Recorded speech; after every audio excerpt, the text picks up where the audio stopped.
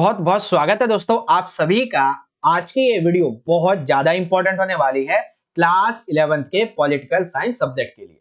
इसमें हम बात करेंगे आपकी सेकंड बुक के चैप्टर नंबर 1 के बारे में, ठीक है, जिसका नाम है राजनीतिक सिद्धांत एक परिचय। तो बच्चों, आपके इस चैप्टर से संबंधित पॉलिटिकल साइंस के सभी एग्जाम्स के लिए जितने भी मोस्ट इंपॉर्टेंट क्वेश्चन आंसर निकल सकते हैं उनको हम यहाँ पे डिस्कस करने वाले हैं, ठीक है भाई। और ये वो क्वेश्चन होने वाले बच्चों जो आपसे इस चैप्टर से हर बार पेपर में पूछे जाते वे क्वेश्चन जो रिपीटेड क्वेश्चन है बच्चों, जो प्रीवियस ईयर्स के कई एग्जाम्स में आ चुके हैं, ठीक है। इन सभी प्रश्नों को बहुत ही आसान तरीके से आपको यहाँ पे समझा दिया जाएगा। बस आपने करना क्या है, आपने आज का जो हमारा ये एपिसोड है, ये जो वीडियो है, सेशन है, इसे कंप्लीटली एंड तक देखना, ठीक है। और एंड तक देखने के बाद में ये पाओगे कि हाँ भाई, वाकई में चैप्टर 1 की एकदम बढ़िया तैयारी हो गई है और इसके बाद में आपको अपना जो चैप्टर है इसको पढ़ने की भी जरूरत नहीं पड़ेगी, ठीक है। सभी क्वेश्चन मैं आपको हिंदी में समझा दूंगा और इंग्लिश मीडियम के बच्चों के लिए यहाँ पे आंसर प्रोवाइड करवा दी जाएंगे, ठीक है बच्चों। चलिए शुरुआत करते हैं। चलिए देखिए, सबसे पहला जो हमारा प्रश्न है, ये बेसिकली इसमें दो दो मार्क्स के दो प्रश्न ऐड किए गए, ठीक है। पहला प्रश्न है हमारा कि राजनीति को परिभाषित कीजिए, ठीक है, या फिर राजनीति जो है ये क्या है। 2 मार्क्स में ये क्वेश्चन आता है, ठीक है। दूसरा क्वेश्चन इसमें मैंने ऐड ये कर दिया है कि राजनीति के प्रति मिथ्या धारणा का वर्णन कीजिए, ठीक है, 2 मार्क्स में। बेसिकली ये मिथ्या धारणा का मतलब क्या है कि जो आम लोग हैं वो राजनीति को किस रूप में देखते हैं, यानी कि आम लोगों का राजनीति के प्रति नजरिया क्या है, ठीक है भाई। चलिए देखिए, पहले हम बात करेंगे राजनीति के बारे में। तो राजनीति जो है, इस शब्द की उत्पत्ति हुई है एक ग्रीक शब्द जिसका नाम होता है पोलिस, ठीक है। पोलिस को अगर हम हिंदी मीनिंग में देखें तो इसका मतलब होता है नगर या फिर राज्य। तो ये तो शब्द का मतलब हो गया, लेकिन क्या मत है ये हमें समझाना जरूरी है। तो पहला मत ये है कि लोग मानते हैं, ठीक है, कि राजनीति जो है वो एक शासन करने की कला है। अब इस कला में क्या होता है कि हमें ये देखते हैं कि भाई जो गवर्नमेंट होती है किसी कंट्री की, देश की सरकार क्या करती है, जनता के साथ में वो कैसे संबंधित है, ठीक है। यदि जनता के लिए कोई संकट आता है तो सरकार कैसे संकट का सामना करती है और निर्णय कैसे लेती है, तो इस कला को बोलते हैं राजनीति, ठीक है। दूसरे लोग जो है वो राजनीति को ऐसा मानते हैं कि राजनीति जो है वो यदि सामाजिक विकास करना होता है, ठीक है, तो ऐसे में सामाजिक रूप से जितने भी लोग होते हैं वो निर्णय लेते हैं, जो समस्या आती है उसको सामना करते हैं, कोई विवाद होता है तो बातचीत के द्वारा उसे हल करते हैं, इसको राजनीति बोलते हैं, ठीक है। तीसरा जो है वो कई लोग ये मानते हैं कि किसी देश की जो गवर्नमेंट है, जो सरकार है, वो अपने कार्य को कैसे कर रही है और अच्छे से कैसे कर सकती है, उसके सुझाव देने वाली बात आती है इसमें, ठीक है ना। तो एक क्या है, एक शासन की कला है। दूसरा ये है कि सामूहिक निर्णय लेने के लिए समस्या वगैरह जो होती है वो बातचीत के द्वारा सुलझा लेते हैं। और दूसरा, सरकार के क्रियाकलापों को ठीक से चलाने की सीख देती है राजनीति, ठीक है ना, ये चीज है। दूसरा क्वेश्चन हमारा क्या था कि भाई आम लोग जो है वो राजनीति के प्रति कैसा नजरिया रखते हैं, क्या सोचते हैं आम नागरिक जिसको ज्यादा कुछ राजनीति के बारे में पता नहीं है। तो पहला पॉइंट आप ये लिखेंगे कि भाई बहुत से जो जिनको राजनीति के बारे में पता नहीं है, वो लोग ये सोचते हैं कि राजनीति जो है ना वो दांव पेच का खेल है। दांव पेच का यानी कि जिसमें कोई भी कुछ भी दांव पेच लगाता है और राजनीति में बस आना चाहता है, किस लिए, ताकि हर एक व्यक्ति अपनी आवश्यकता को पूरा कर सके, इसलिए क्या है कि देश को लूट सके। लोग इसको मानते हैं राजनीति, ठीक है, यानी कि राजनीति क्या है, दांव पेच के रूप में। दूसरा जो है, कुछ लोग ऐसा मानते हैं राजनीति को कि कुछ राजनेता हैं या फिर कुछ दल जो होते हैं उनके नेता जो है वो आपस में दल बदल करते रहते हैं, ठीक है। और जब चुनाव आता है तो हमसे झूठे वादे करते हैं, बढ़ा चढ़ा कर दावे करते हैं कि चुनाव हो जाएगा तो हम ये करेंगे, फलाना ढिमकाना ऐसा करेंगे, ठीक है, लेकिन बाद में होता नहीं है। साथ ही तबके के नाम पे यानी कि भाषा धर्म जाति के नाम पे लोगों को तोड़ने की बात करते हैं, हिंसा भी करवाते हैं कई बार तो अपने स्वार्थ के लिए, ठीक है। तो लोग जो है इसको राजनीति मानते हैं, ठीक है। कई लोगों का ये मानना है कि राजनीति जो है वो भ्रष्टाचार करने का बहुत ही बढ़िया साधन है, ठीक है। लूटना और घोटाला करना यही राजनीति होता है। इसीलिए एक जुमला हमारी राजनीति में छाया हुआ है, घोटाला करो और देश को लूटो। ये बहुत ही बड़ा एक जुमला फैला हुआ है हमारे देश में कि घोटाला करो और मतलब घोटाला करो और देश को लूटो, यही राजनीति है, ठीक है। तो आम लोग ये मानते हैं राजनीति को, या फिर उनका नजरिया ऐसा है, ठीक है भाई। आगे आपको समझ में कि राजनीति के लेके क्या मत है और अन्य लोग इसके बारे में क्या जानते हैं। चलिए, अब जो बच्चे इंग्लिश मीडियम के हैं वो यहां से देख सकते हैं डिफाइन पॉलिटिक्स। तो पॉलिटिक्स क्या है, इसको लेके डिफरेंट जो व्यूज हैं पॉलिटिक्स के संबंध में वो आप यहाँ पे देख लीजिए, ठीक है। सेकंड है describe the misconception towards political.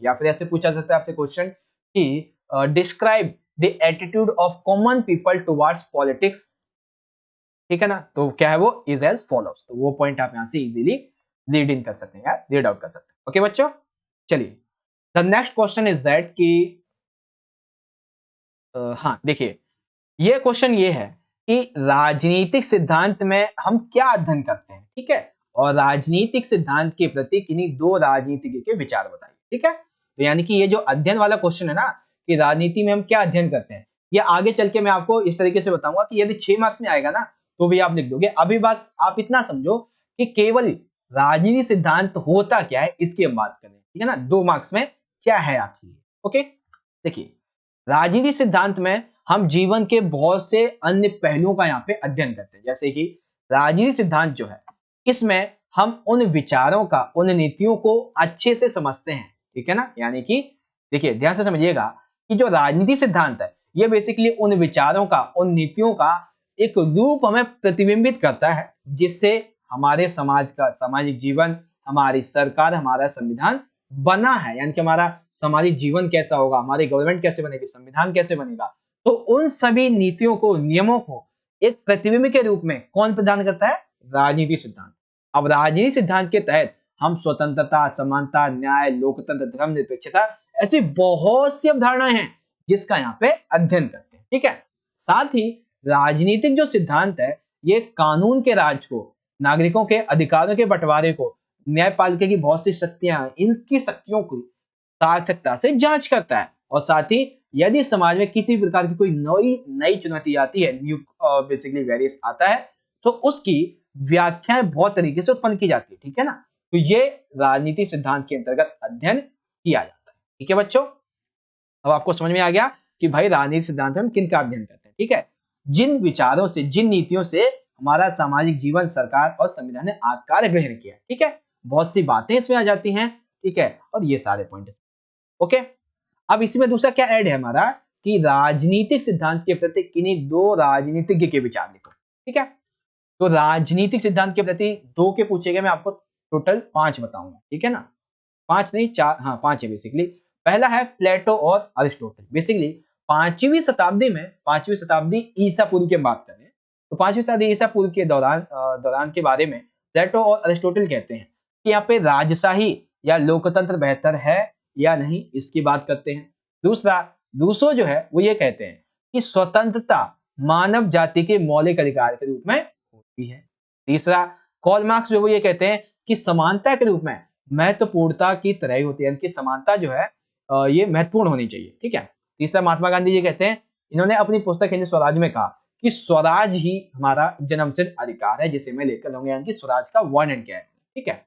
ये हमारा जो है वो चौथा पार्ट हो गया। 5वां अम्बेडकर जी थे, इन्होंने कहा कि भाई अनुसूचित जाति जो है इन्हें अल्पसंख्यक माना जाना चाहिए, ठीक है ना। तो यानी कि राजनीतिक सिद्धांत के प्रति ये जो कुछ ये विचार थे राजनीतिज्ञों की, आपको समझ में आए। देखिए अब कई बच्चे कहेंगे कि सर जी इसमें राजनीतिक सिद्धांत की कोई बात ही नहीं की गई है। देखो, लेकिन बात तो नहीं की गई है, आई नो, बट आपकी किताब में जहां पे ये टॉपिक दिया हुआ है ना, वहां पे ये विचार दिए गए हैं, ठीक है ना। इसीलिए आपसे 2 मार्क्स में क्वेश्चन पूछा जा सकता है, तो याद रखें इस बात को, ठीक है बच्चों। देखिए मैं क्वेश्चन एकदम भीतर से ढूंढ के लाया हूं आपके लिए, ठीक है, खास आपके लिए, ताकि आपको समझा सकूं अच्छे तरीके से। तो राजनीति सिद्धांत में हम क्या अध्ययन करते हैं ये समझ गए, और 2 विचार वगैरह वो यहाँ से देख लीजिए। जो बच्चे इंग्लिश मीडियम के हैं यहाँ से देख सकते हैं कि what do we study in political theory, ठीक है ना।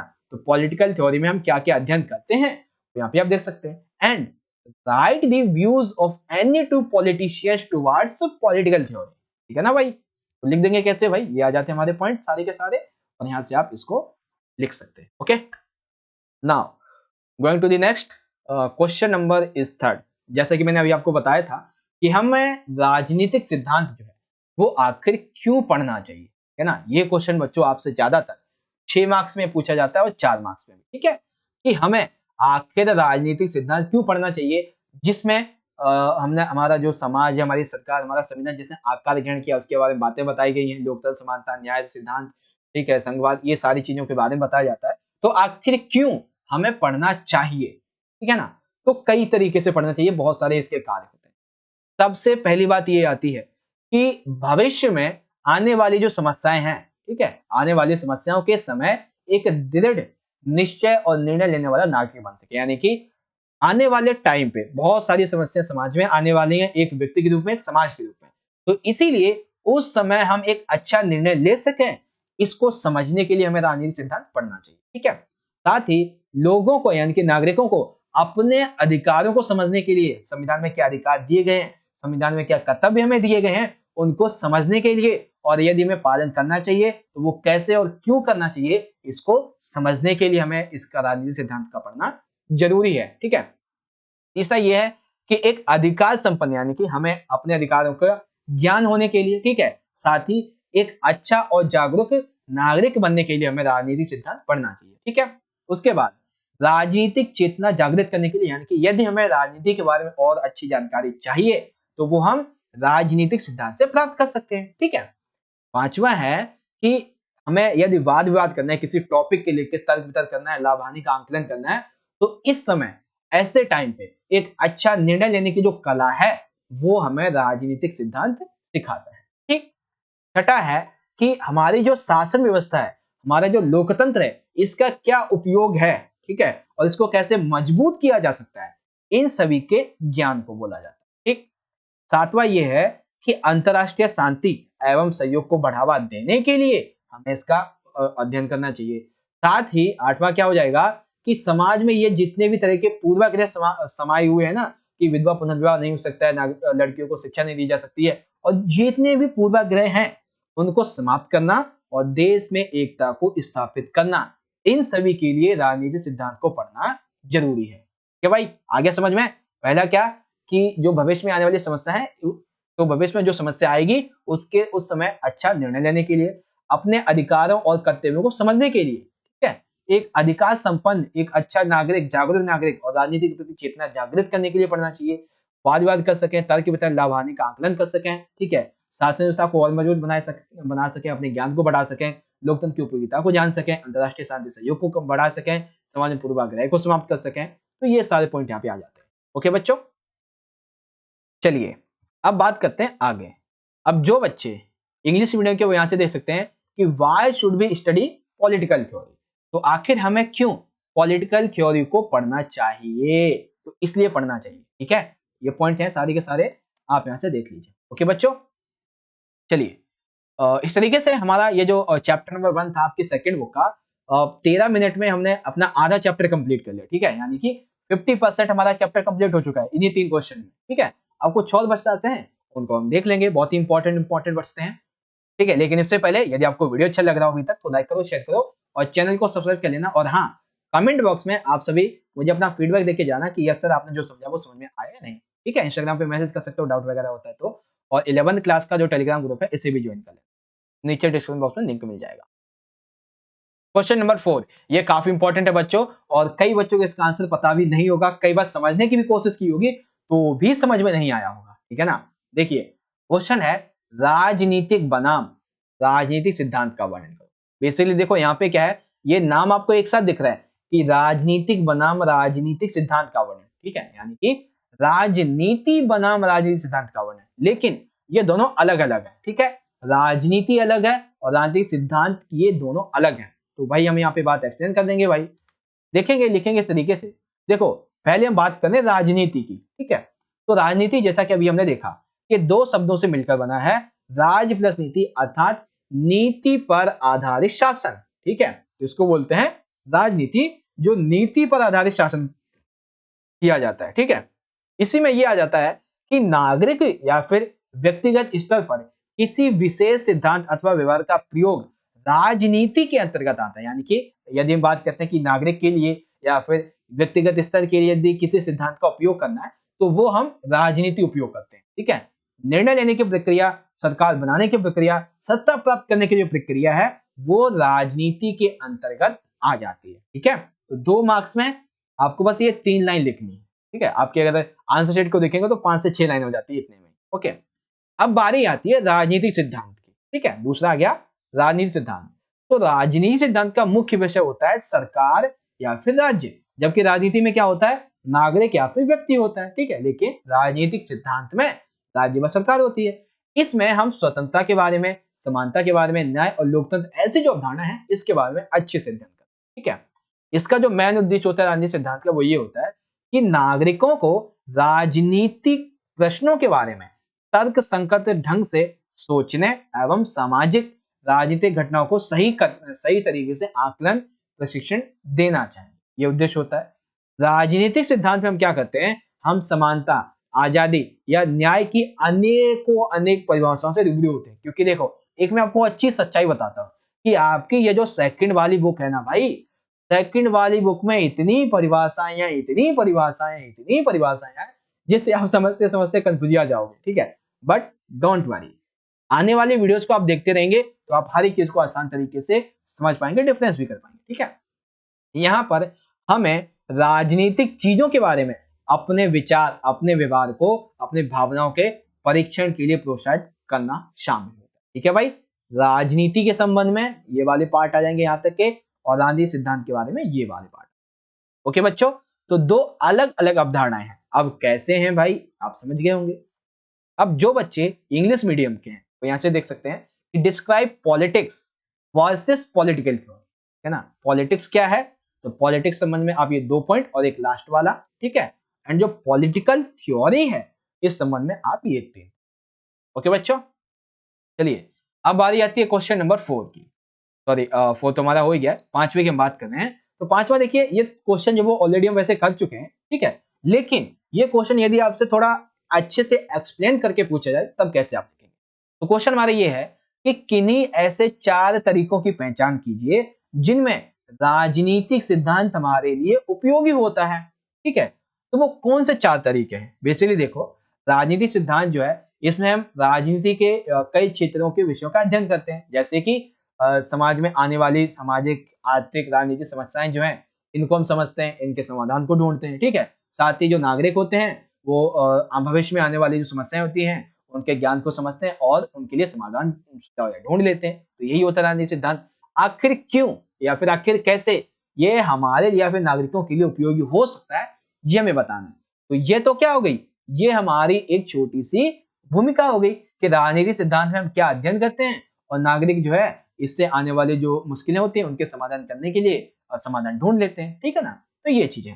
अब ये कैसे उपयोगी हो सकता है उसे ध्यान से समझिए। ठीक है भाई, तो कैसे उपयोग हो सकता है। सबसे पहला है कि नागरिकों के भविष्य के लिए, अर्थात देखो, यदि कोई नागरिक राजनीतिक सिद्धांत का अध्ययन करता है, कोई छात्र करता है, कोई नागरिक करता है, तो वो इसके अध्ययन करके, इसके ज्ञान को पाकर भविष्य में वो अध्यापक बन सकता है।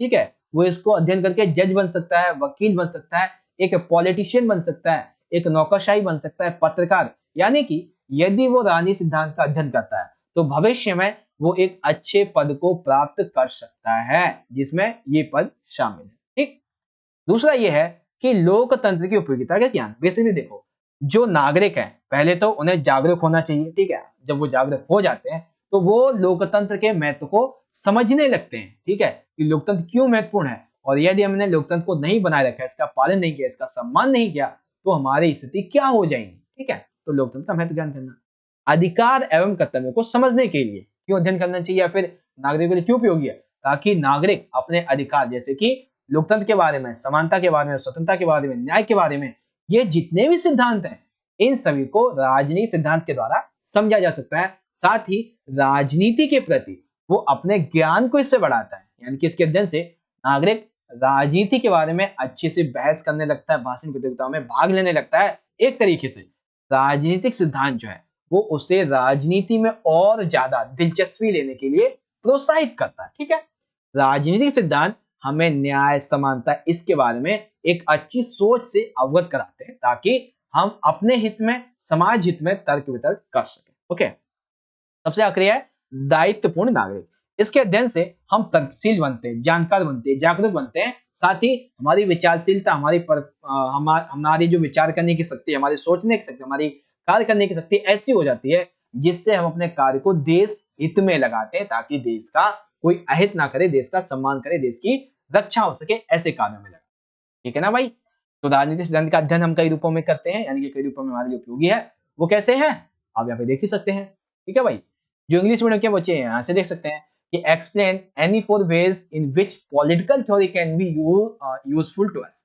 एक ये आपकी जो है वो भूमिका हो जाएगी, ठीक, लेकिन जो मेन से पार्ट है वो आपके यहाँ से शुरू हो जाएंगे, ठीक है। Useful for the future of citizens, knowledge of the useful of democracy to understand the rights and duties, enhancing political knowledge या फिर रिस्पॉन्सिबल सिटीजन, इसके बारे में आ जाए। ओके, चलिए एक क्वेश्चन सबसे आखिरी की बात कर लेते हैं, उसके बाद में वीडियो एंड करते हैं। क्वेश्चन हमारा ये है, बहुत ही इंपॉर्टेंट है ये प्रश्न, जो है वो आपसे 4 मार्क्स में आता है, ठीक है ना, 4 मार्क्स से पूछा जाता है। ओके, प्रश्न है कि राजनीति जो है वो एक तरीके का विज्ञान है, ठीक है, और एक तरीके का विज्ञान नहीं भी है, कथन का वर्णन करें। यानी कि हमें क्या बताना है कि राजनीति एक तरीके की विज्ञान है, ठीक है, और एक तरीके की विज्ञान नहीं है। ये कैसे हो सकता है कि विज्ञान है भी और नहीं भी है? तो आपको दोनों पक्ष यहाँ पे रखना है कि विज्ञान क्यों है और क्यों नहीं है, ठीक है भाई। तो पहले हम ये समझेंगे कि राजनीतिक विज्ञान जो है ये एक विज्ञान है, राजनीतिक पॉलिटिकल साइंस एक साइंस है, इसका मतलब क्या है? तो बेसिकली जो विद्वान ये मानते हैं उनका कहना ये है कि जिस तरीके से विज्ञान में एक क्रमबद्ध ज्ञान होता है कि विज्ञान में कोई आप बेसिकली परीक्षण करते हैं तो एक क्रम के अनुसार परीक्षण करते हैं, ठीक उसी तरीके से राजनीति विज्ञान का अध्ययन भी एक क्रम के अनुसार किया जाता है, ठीक है। जिस तरीके से विज्ञान में आप जो है बेसिकली प्रयोग कर सकते हो, ठीक है, उसी तरीके से इसमें भी राजनीति विज्ञान में प्रयोग किया जा सकता है। जिस तरीके से साइंस के अनुसार आप मौसम के बारे में भविष्यवाणी कर सकते हो, उसी तरीके से इसमें भी भविष्यवाणी की जा सकती है इतिहास और समस्त विश्व की जानकारी के संबंध में, ठीक है। यानी कि क्या मतलब है, जैसे साइंस का एक क्रम के अनुसार ज्ञान होता है, वैसे राजनीति विज्ञान का होता है। साइंस में प्रयोग हो सकता है, वैसे राजनीति में विज्ञान में प्रयोग हो सकता है। साइंस के माध्यम से भविष्य बता सकते हैं, इसी तरीके से ये जो राजनीति विज्ञान है इसके माध्यम से भी। ये क्या पार्ट है? ये वो पार्ट है जिसमें लोग ये मानते हैं कि हाँ भाई राजनीतिक विज्ञान एक विज्ञान है, ठीक। अब दूसरा ये आ जाता है कि वे लोग जो नहीं मानते हैं कि राजनीति विज्ञान एक विज्ञान है, ठीक है ना, जो नहीं मानते, ठीक है। तो क्या है कि जो लोग राजनीतिक विज्ञान को विज्ञान नहीं मानते, उनका मानना ये है कि ये जो पॉलिटिकल साइंस है ना, इसमें ऐसे बहुत से सिद्धांत है जो स्पष्ट नहीं है, ठीक है ना, इसलिए उसे विज्ञान नहीं मान सकते। दूसरा ये, राजनीति में एक जैसे कारण होते हुए भी राजनीति के जो परिणाम है राजनीति विज्ञान के वो एक जैसे नहीं निकलते हैं, ठीक है। यानी कि कारण एक ही जैसे हर एक चीज के लिए, लेकिन परिणाम एक जैसे नहीं निकलते। इसमें प्रयोग करना भी संभव नहीं होता है। ओके, इसलिए ये कि राजनीति विज्ञान की कोई वास्तविक प्रयोगशाला भी नहीं है, इसके अध्ययन में वैज्ञानिक विधि को अपनाया जाना संभव नहीं है। एक तरीके से जो विज्ञान में है वो राजनीति विज्ञान में नहीं हो सकता है, यही बात यहाँ पे बताई गई है। सिंपल है भाई। ओके, समझ गए आप सभी। चलिए अब दोबारा देख लेंगे कि जो व्यक्ति राजनीति विज्ञान को विज्ञान मानते हैं वो ये बात कहते हैं, ठीक है, और जो व्यक्ति राजनीति विज्ञान को विज्ञान नहीं मानते हैं वो ये बातों को कहते हैं। ओके बच्चों, चलिए अब जो बच्चे इंग्लिश मीडियम के हैं वो यहाँ से देख सकते हैं कि explain the statement political science is either a science और नॉट, ठीक है। तो सबसे पहले बात करेंगे कि political science is the science, जो इसके समर्थक हैं वो क्या कहते हैं, ठीक है। एंड सेकंड जो है कि political science is not a science, ठीक है। तो इनका क्या मानना है वो आप यहां से देख सकते हैं, ये सारे के सारे पॉइंट, ठीक है बच्चों।